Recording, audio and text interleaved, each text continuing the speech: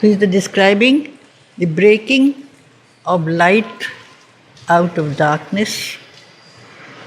And this is a growing light which is becoming more and more beautiful, more and more magnificent. It's like a symbol. That is what is the future. To grow from darkness, not just light, but more beautiful, more golden, more luminous, with infinite possibilities of magnificence. It is as if a new creation begins every day, a new possibility and a promise. So he starts by saying a message from the unknown immortal light. Every dawn is a message from the Supreme, bringing a promise of gold and red and all that is really glorious. This is the immortal, that which is victorious, that which is marvelous, ablaze upon creation's quivering edge. This world of time and space, which is our creation, it's almost as if it is trembling, thrilled at the new message, at the new messenger. Dawn is also a messenger, promise that something greater than her will come after her. Dawn is not the sun. Dawn announces the coming of a greater light. So every day can become for us an opening to a new possibility of opening to something higher, more beautiful, more golden. So dawn built her aura of magnificent hues and buried its seed of grandeur in the hours. Buried its seed so that the seed may flower. Every day is a promise, a new beginning, a new possibility which can break us from our littleness into greatness, from our half-blindness to a greater opening to light. So grandeur is that, an opening, a greatness. In the hours, in the field of time, in this life, greatness and opening to the light is not in some remote heaven far away. It is here, in our body, in our life, in our daily existence. This is the whole secret of the purpose of life. Not just to live from one day to the next, making the most of every day and trying to be as satisfied and as comfortable as you can, but to make use of breaking away from the dark towards a new light, a new promise of manifestation of something that has not yet been perceived but is waiting to manifest itself. It is waiting for us to open to it. Light is always there. We have not opened to it. It is waiting for us to recognize, to receive it. It's just a messenger, an instant's visitor, the Godhead shone. She comes to wake us up. We are otherwise somnolent. Even when we are walking around and moving and working, we are asleep. Our consciousness is not open. So if there is some response in somebody, somewhere, there is a new dawning. And if there isn't, she withdraws. As Mother always says, the divine does not insist, does not push and say, look at me, I'm there. If you want, if you open, then you will see she's always there. But if you don't open your nature, if we don't take away the curtains of darkness from our inner being, we are always in the night. So this is the whole secret of existence, to move and recognize that the light is there. It is a momentary change. You can change in an instant. When you just cut down the resistance, tear the curtain of ignorance, see the perception of a new light. Ignorance which is bound by our acceptance of weakness, of imperfection. All these are our part of ourselves which we call our ego. We can give that away, throw it into the Divine's lap and say, here I am yours, whatever I am yours. There is like a child, and he's given the image of a child in his mother's lap. And there is an automatic receptivity from the mother to the child, from the Divine to the human. So an instant's visitor, the Godhead shone. On life's thin border a while the vision stood. Just for a little while. Horizon is a thin border. The dawn comes at the horizon, in the distance. But the horizon is actually a line that joins earth to sky. It's a line that joins man to God. If we realize it does not separate us from the Divine, it can connect us with the Divine. So it is how we look at it. Horizon is an ending, or a horizon is an opening to a new stage of our, we might say, progress. That is why as man progresses, his horizon widens. When we are small, our vision is small, our horizons are very limited. When we grow, even in our mind, even in our abilities, the possibilities of experience widen, become much greater. And when we grow even further, the possibilities grow even more and more until we realize that we can relate and connect to the infinite because we already are. We are infinite. The finite is only a mask, is an outer sheath. So this presence comes from time to time to remind us of this. And bent over earth's pondering forehead curve. The earth is round, and it's like a light that is coming and touching the forehead. But the forehead is the circular shape of the earth. Forehead is also the seat of consciousness. It's the seat of knowledge. It is this that once it is open to the light, it becomes an expression, an instrument of radiating light. This is one of the great chakras, the forehead, of conscious energy. You see how much is given to us. The Divine is always giving. Whatever He is given to us. Whatever we are, we receive according to our receptivity. All is given to us. As one of Mother's early sentences, everything is given to all. Each receives according to his receptivity. As long as we are small and our receptivity is small, what we perceive is small. It's just a question of allowing us ourselves to open up. And now what comes when that dawn is slowly being replaced by, what is this message? She is going to bring a new manifestation. Every day is a new manifestation. And when we see this world of light illumining the night, the first things we begin to see are shapes and forms and colors and beings. Until then there was nothing. On the first page you said there was absolutely nothing. Because our eyes are blind, we see nothing. When we open, we see slowly more and more things. So one of the mystic meanings of color is multiplicity. Multiplicity. It's not just plain white. White is the absolute. Darkness is also an absolute.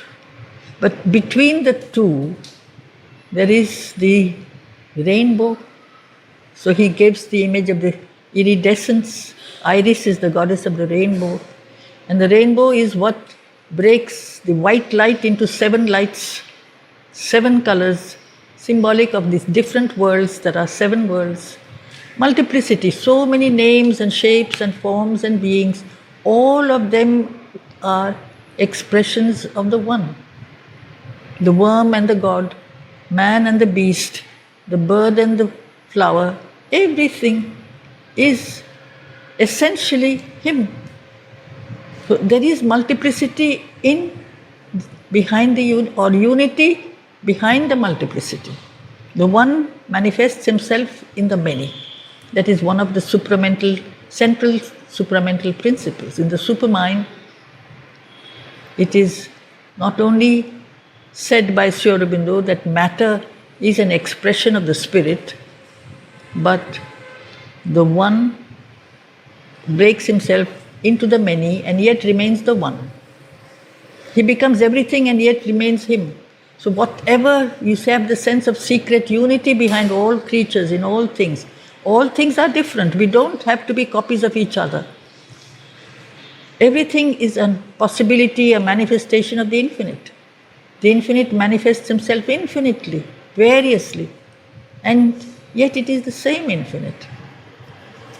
So here you get the image of interpreting a recondite beauty and bliss in colors, hieroglyph of mystic sense. It wrote the lines of a significant myth, telling of a greatness of spiritual dawns, a brilliant code penned with the sky for page. So here, very clearly, we see that the description he's been given is not only describing the physical dawn of the rising of the sun, slowly removing the curtains of darkness, and the sun is preparing to emerge. It's also an inner dawning, an inner removing of our resistance and darkness, because that is the interpretation. Interpretation is you might say, expression or explanation. The outer explains or gives a certain, you might say, form, translating something which is beyond our understanding, bringing it within our understanding. An interpreter puts before us a message which otherwise we would not have understood. He brings it within our reach. So it is as if the physical world and all its beauty is actually bringing within our reach the truth of a spiritual presence that is there everywhere. So this beautiful manifestation of the divine, interpreting a recondite is hidden, secret. So beauty and bliss. There is a ananda, there is a beautiful, because the divine creates this world for the sake of his creative ananda. There is no obligation. When you have to do something because you're obliged to do, it's a pressure. When you do it because you want to, it's free. The divine created the world because he wanted to. No one could put a pressure on the Supreme, then he would not be the Supreme. So the divine has sort of expressed himself in manynesses, in all kinds of things, because that is his creative ananda, the delight of manifestation. So this expression of the early morning dawn is actually describing the divine creative ananda in colors, hieroglyphs of mystic sense. Now, hieroglyph is the letters of the Egyptian writing. Ancient Egyptian texts were written in a special language. Every ancient language had a certain mysticism behind it. Language is a transcription, is an expression of something behind the language. Everything that is expressed, every word that is written, every movement that you make, every form that you turn to, or every action that you do expresses a state of consciousness or a lack of consciousness. That is why Mother says, be very careful of what you speak. Be very careful of what you do, even your gestures and your movements, your speech or your everything is a transcription of something beyond the physical. The two are not disconnected. The spiritual and the material are part of one plan. So the ancients knew this, because in all ancient countries, mind had not yet become the dominant teacher. In later centuries, slowly reason took over. And so the secret truths of the divine, of the spirit, were forgotten. And they were turned into formulas and dogmas and credos, things you repeat without really experiencing them. That's the difficulty with religion. You say something, you speak something, you do a gesture, you don't understand why. The ancients, they did or spoke something because they expressed their inner state. So literally, hiero really means sacred. Glyph means letter. So it's a sacred expression. That is how the ancient Egyptians wrote their texts. In India, we had the Vedic language, which is the Vedic Sanskrit, which is not the classical Sanskrit. It's much more ancient. Every sound, every letter transcribed an inner state. So Mother was very, very deeply,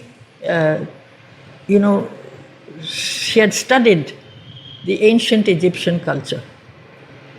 She had a long connection with Egypt, because there was a secret mysticism. Mysticism is that which is something that goes beyond the mind.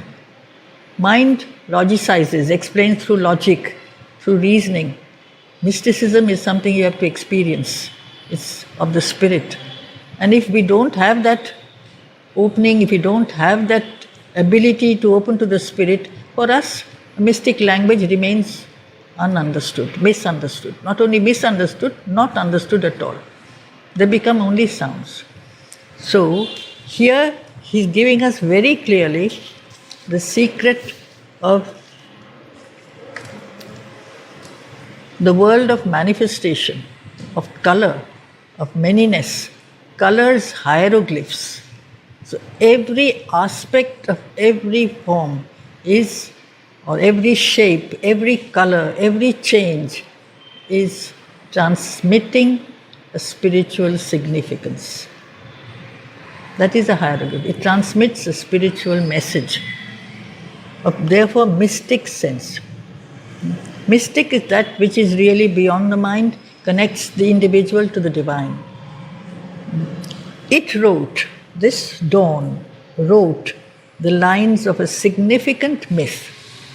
Significant, not with meaning. Significant is a deeper essence behind the meaning. There is a difference between the word meaning and the word significance.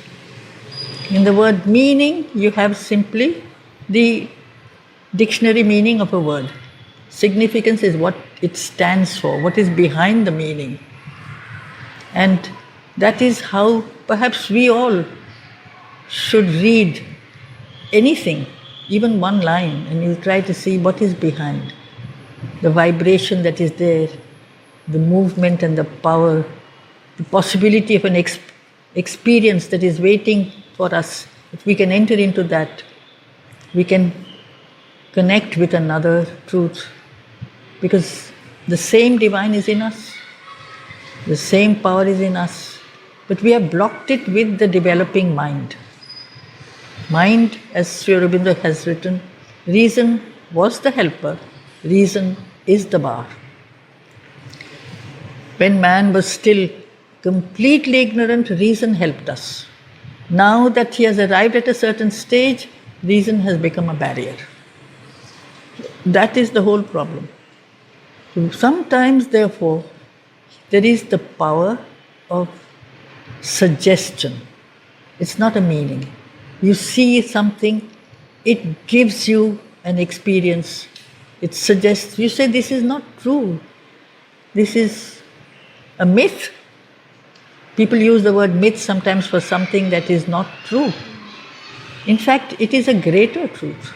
Truth is not only on the physical material plane. There are worlds and worlds and worlds. And all experiences become opportunities for us to open to many other experiences. We are not only material beings. We are not only bodies, lives and minds. We are the whole universe.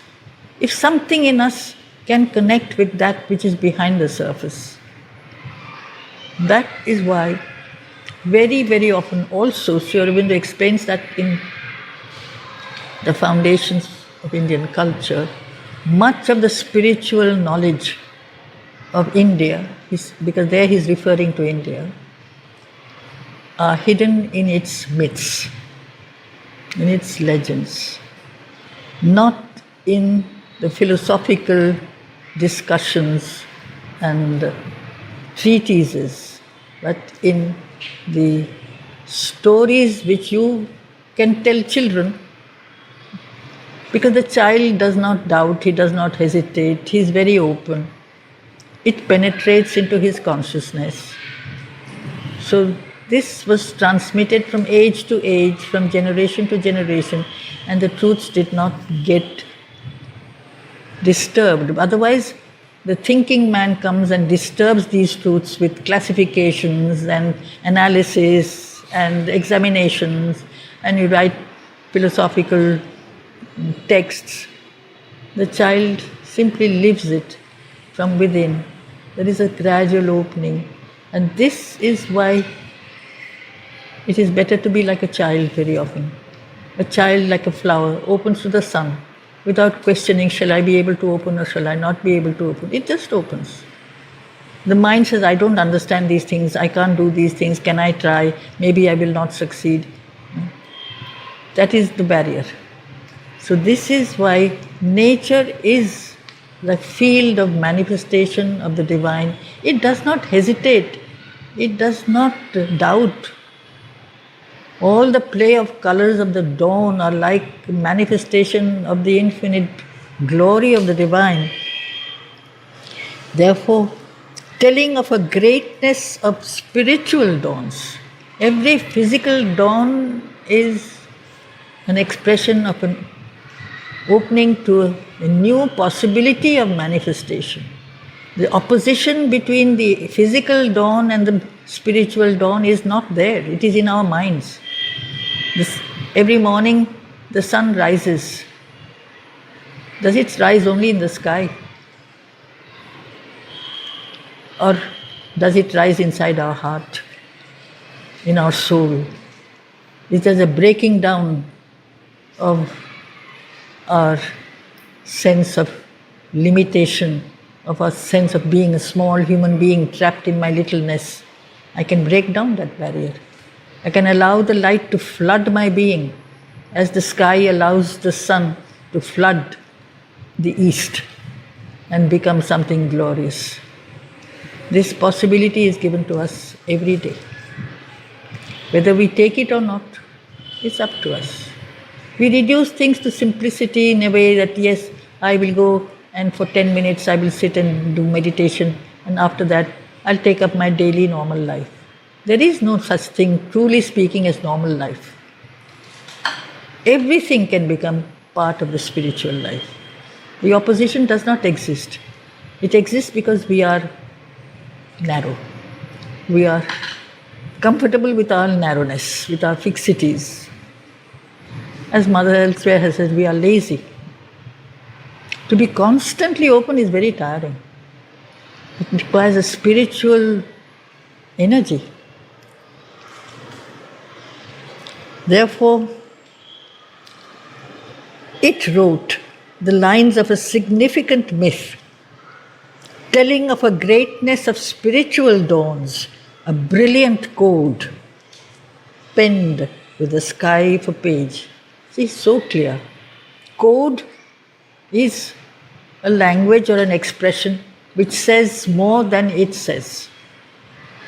Everything is a code. The alphabet is a code.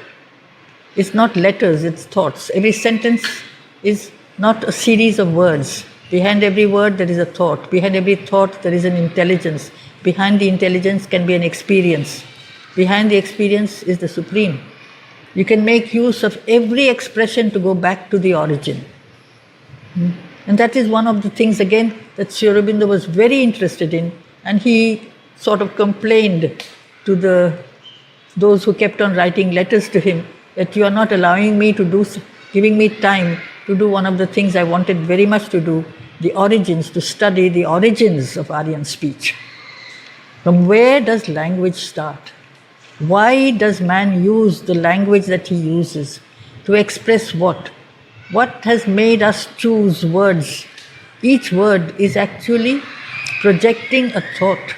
Behind the thought, there is a spirit.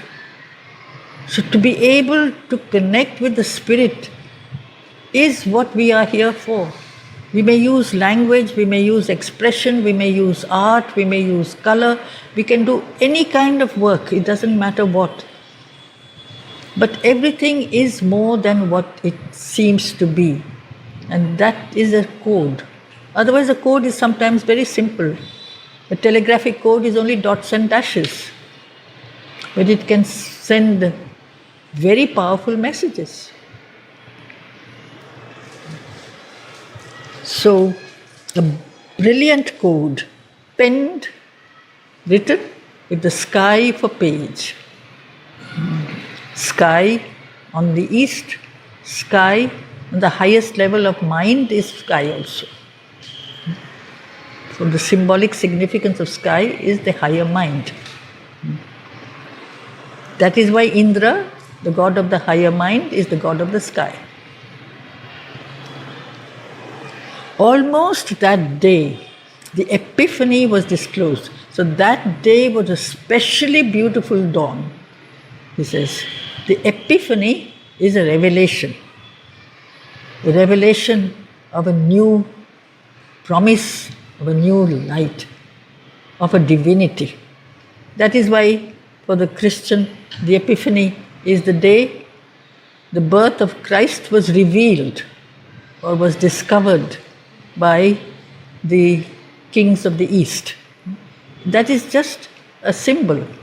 But it is the birth of the divine is taking place every day. But we don't recognize it. That day it was so glorious that it was almost impossible not to recognize it. It was disclosed to all. Such a perfect dawn it seemed to be. Almost that day, the Epiphany was disclosed, of which our thoughts and hopes are signal flares. Thought is an instrument of light. It may be a partial instrument, not a very flaming vision. Thought is not revelation. Thought is not a vision. But thought likes to clarify. It likes to eliminate ignorance as well as it can, as much as it can. So in man, there is an urge towards light. That is the instrument, that is the function of the mind. In hope, it is even more. You have hope when all around you things are very dark. Things seem absolutely impossibly hopeless. But hope is telling you in the distance, someday this will change. If we make a journey as far as we can break out of our present state of whatever is making us suffer, making us fail. We can come out of it. There is a kind of a call, a promise that man can, we don't have to remain the way we are. And that is the call of hope. Hope comes when there is apparently no solution. But there is a call in the distance. It is always in the distance. But move towards that. You will be able to achieve it. If not today, tomorrow. If not tomorrow, day after. But someday it is. So these are there in the spirit of man. That is why there is a flame. They are like signal flares. Signals, like a flare is a light that you put, especially if you are in the olden days, people traveled long distances Then in certain empires, they used to light flares along the road so that travelers could find, not lose their way. They used to burn torches of resin, especially in certain very conscious empires like the Ashokan Empire and all. There were flares. So the traveler could travel at night. This has been noted by the Chinese travelers, Huan San, and who had come to India and said, people can travel at night here. They are not lost in the dark because every path in the dark also is lighted by a king so thoughtful that he has put flares all along the road. In the same way, they are like signals. Our thoughts are like flares. They show us some light. A flare does not break the whole darkness down, but it shows us part of the way. In the same way, a thought tells us, this is a possibility, you can try. It is not certain. Thought is always a half light. But still, it is a signal that there is no need to be plunged in darkness. We have to keep on remembering the beginning of the canto, where it starts with, nothing was. It was the hour before the gods awake. It was total darkness. Slowly out of that, there is an evolution, a change that grows from darkness to light. But that possibility of the manifestation of light that is coming out of darkness implies that light is already hidden in the darkness. The possibility of man who aspires to becoming something more than what he is today is the proof that that something more than what we are now. We are limited, imperfect human beings. But something more is already there within us, a seed form. We have to allow that to grow. And that is why the whole page is about a new dawning, a new opening, the movement towards light, because that light is there. It is not coming from far away, it is from within. It is there inside us. The divine is there. The divine will grow. If we let him, call him, he will come forward. And if you have remembered, or I think I have mentioned it before, Mother's beautiful essay translated by Sri Aurobindo, The Supreme Discovery. La Découverte Suprême, The Supreme Discovery, where she says, the inner divinity does not insist, does not demand. He is there. All depends on if you want him to come out into the open, he will. If you don't, he will wait for the time when you feel the need. There are many who do not feel the need. There are those who grovel in the dark, completely plunged in ignorance. They enjoy the darkness so that they can complain.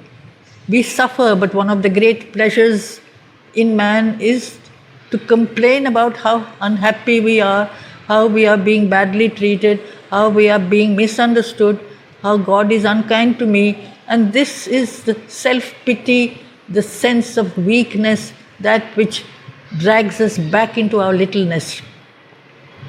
The need for something greater is not yet felt. The day when you have had enough of this and you say, now I have to move on. I have been in the dark for too long. And so this is why it is not just a dawn, it is a symbol dawn, a new opening. So almost that day, the epiphany was disclosed, of which our thoughts and hopes are signal flares. A lonely splendor from the invisible goal almost was flung on the opaque inane. A lonely splendor, the highest, the one from whom all comes, the one who is the absolute. There is a beautiful description later, the one by whom all live. who lives by none. It's a description of the Supreme. All depend on Him, all are born from Him, He is born from Himself. There is no dependence there. To be independent is really to be divine. Otherwise, we cannot be independent. That lonely splendor, that fullness of the divine manifestation seemed to have come that day on the inane. Inane is that which is meaningless, senseless, formless. We often live lives that are inane, pointless. It makes no sense. A person speaks inanities, it is very common. He speaks, he says nothing. He's only making sounds. He's not contributing to the world of light at all. This is our mind, opaque. It is not transparent to the light. If we do not allow the light to pierce into us, we are just moving in circles in the dark. Just like the earth is turning in circles around the sun but not touching the sun at all. So at some point, this seemed to have, as if the promise that this is going to change. The world of ignorance and darkness and dullness and meaninglessness. We lead meaningless lives until we realize we can live differently. The possibility of change is there. And this promise is given again and again. This is why the divine avatar, the grace, the avatar, you can call it the symbol of the grace, comes again and again. We are not abandoned. We are not left to find our way in the dark by ourselves, groping and making mistakes and losing our way and falling back again and again into death, into darkness, into failure, into suffering. There is a power. That day, once more, a tread perturbed the vacant vasts. A tread, a conscious step. The divine steps into the world if we are aware of it. This is symbolized by the divine comes every day. The light comes every day. We are so used to the dawn that we don't even notice it. We say, yes, 6 o'clock is dawn time. Now we have to do this, we have to do that. We don't even stop to look at it. We get so accustomed. We have become so dull. But the grace does come. Even though there is very little response. Again and again. So this is actually what the avatar does. This is what the mother does. This is what Savitri is. It's a ray of light. A ray of the sun. Once more, a tread perturbed the vacant vast. The vast inconscience. The vast, absolute, most sluggish, unconscious state where no effort is made. There is a kind of lying flat in the darkness. Something comes to shake us awake, asking us to grow, to change. Whether we will make use of that call is up to us. A very slight response comes, the grace withdraws. It comes again and again. The symbol of the Dasavatar comes again and again and again and again. Has man changed? He is quite satisfied with himself.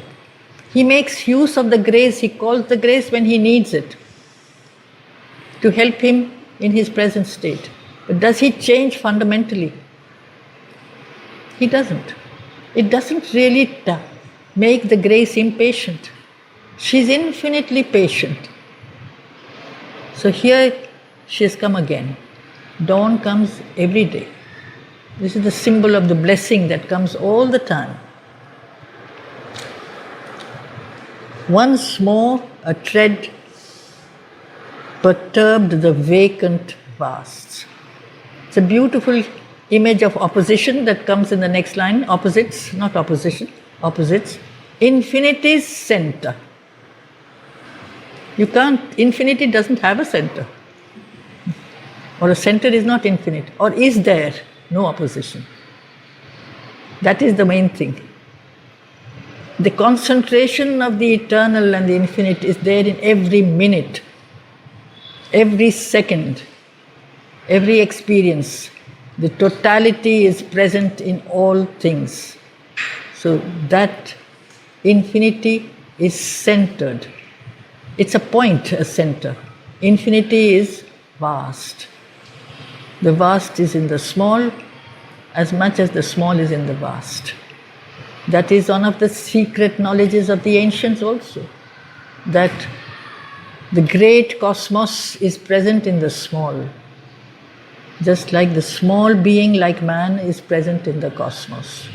If we look even at the way our bodies are made, every cell has the same pattern as the solar system. There is a central nucleus and there is all the forces that turn around it. Every atom, it contains the universe. Every universe contains atoms. The opposition between the human and the divine is not there. Between earth and heaven is not there. It is man-made. It gives him a sense of security. Because if I feel that I live in a small house, I am protected from the universe, from the winds and storms and sky and rain. I live in my little room and nothing hits me, so I don't change. But a day this roof flies away and the world breaks down, I realize that I was in this universe all the time. I have to break down my barriers, my separations. I realize that the infinity is there. She comes as the sunrise, before the sunrise, the announcer of a new beginning. Infinity's center, a face of rapturous calm. Again, the play of opposite. Rapture and calm, usually we don't use the two words together. Rapture is intense delight. Calm seems to be without any disturbance. But that delight is undisturbed. It is not excitement. True joy is not excitement. It is not pleasure. It is not jumping up and down. It is quiet, calm, permanent. We have that. If we look at Sri Aurobindo's face, if we look at Mother's face, there is so much delight in that smile, and yet so much calm as well. It's not necessary that it has to be filled with all kinds of sparkling aspects of movement and humor and activity. Or it can. All activities are there. And the stillness is there also. That is again another spiritual law in the yoga. The quietness is the source of all strength, of all action. One is absolutely quiet. That is where the power of true manifestation, rapture, is not just delight. Rapture is when you are totally carried away. You are rapt, you're taken away, you're swept away by a most powerful experience, and yet you're undisturbed, completely griefless. That is the whole secret. Again, so once more a tread perturbed the vacant vasts. Infinity's center, a face of rapturous calm, parted the eternal lids that open heaven. So the sense of sky was, the gods were asleep. That is how it started. Their eyes are opening. The eyes are open now. And the light is in the eye. So you get the sense of light, of joy, the beginning of change, that open heaven. A form from far beatitudes seemed to near. Beatitude is the highest realm of divine Ananda. Something from far beyond, from the infinite, from the highest, has come absolutely into our world. This is the descent of the grace that comes to us every minute, not just morning and evening, but all the time. If we can respond, seemed to near. So here, it's beautiful.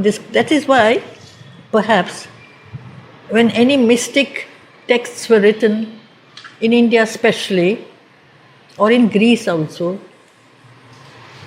usually it started with a description or an invocation to dawn. Every knowledge is a new dawning. It's not plunging back into the darkness. If we compare this with the texts that are written in modern times, modern texts reflect the surface life of man, life as it is. You say, yes, these are things happening, this is how things are, this is the way things are. The ancients said, this is not the truth. The truth is that there is a purpose behind all this play of apparent ordinariness. There is a possibility of a new manifestation that is offered to each at every minute. Whether you will take it or not, that is up to you. So she is like an ambassadress. An ambassador is a messenger from one country to the other, bringing the truth or the message of one power to another power. So it is from the power of the divine world, she has come into the human world, giving us the message of light to the world of man who has up to now refused to open his mind, his life, to break out of his ignorance. So she is an ambassadress twixt eternity and change. If we become related to this eternity, for us there is no death. It may be a complete, maybe what used to be called by the Greeks transmigration. You could change your form, but you don't go away. But here, we live in a world where something was and is no longer there. That is change. And the eternal is always there. The connection between the two is always given to us. We can connect with the divine. The omniscient goddess leaned across the breadths. So she is coming down, all-knowing. She brings the light. She brings the power. She knows that maybe she will not be accepted for long. So she goes back. But she comes again. That wrap the fated journeyings of the stars. That is why we are trapped in our fate. Fate is when we have accepted that we are not eternal. We are death-bound. So we have to follow a certain pattern, a certain fixity, a certain sequence, and there is a law of cause and effect which will end in a particular manner, a dissolution, a destruction. So in the world of matter, everything ends, even the stars die, the earth dies, there have been many pralayas. Man is not the only one who dies. So in this world of final acceptance of defeat and darkness, this guidance comes, this goddess comes again and again, bringing a message of eternity. And she saw the spaces ready for her feet. So she's coming down to the earth. And what responds first to her new coming? Earth, not man. Once she half looked behind for her veiled son. It's a very subtle image. The dawn is coming. From time to time there is possibly a cloud that covers the light. And then the cloud moves away and the light continues to grow. Then, thoughtful, went to her immortal work. She knew that perhaps she would be clouded, perhaps man would not respond, but her work is to bring the light. So she will announce the coming of the light. Earth felt the imperishable's passage close. The mountain peaks catch the light long before man. The waking ear of nature heard her steps, and wideness turned to her its limitless eye. As the sun or the light grows, you see what a vast earth and world we have. Possibility. The world was always there, but I was so plunged in sleep, I saw nothing at all. I am so ignorant, I can't understand anything.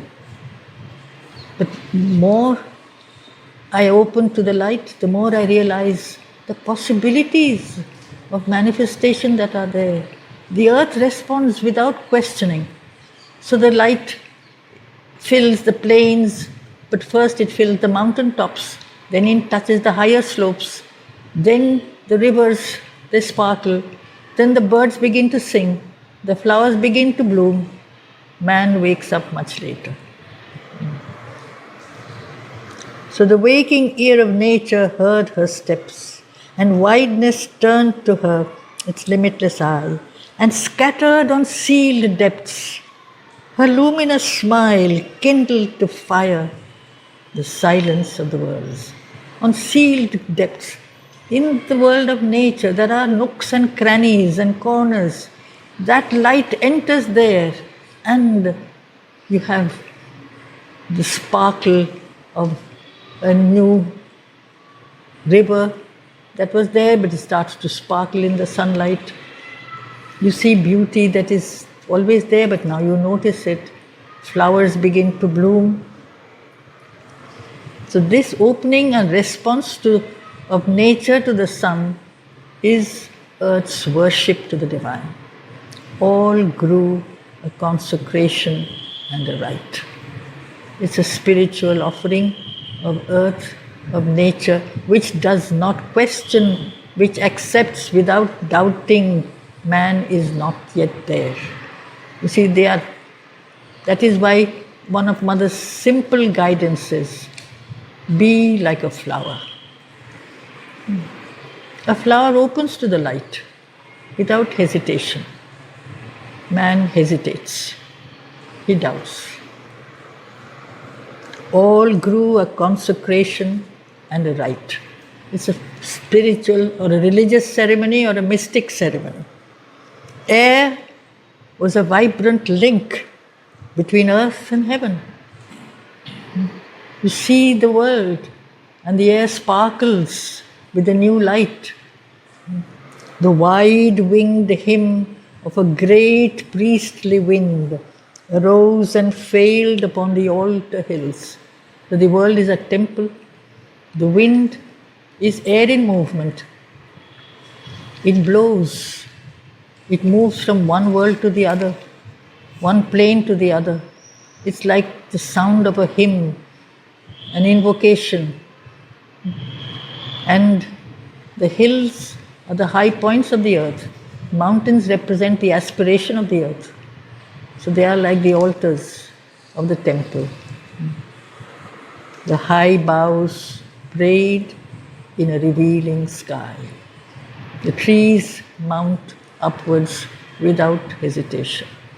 All nature, mountains and rivers and trees, all of these respond to the light without question. So we start.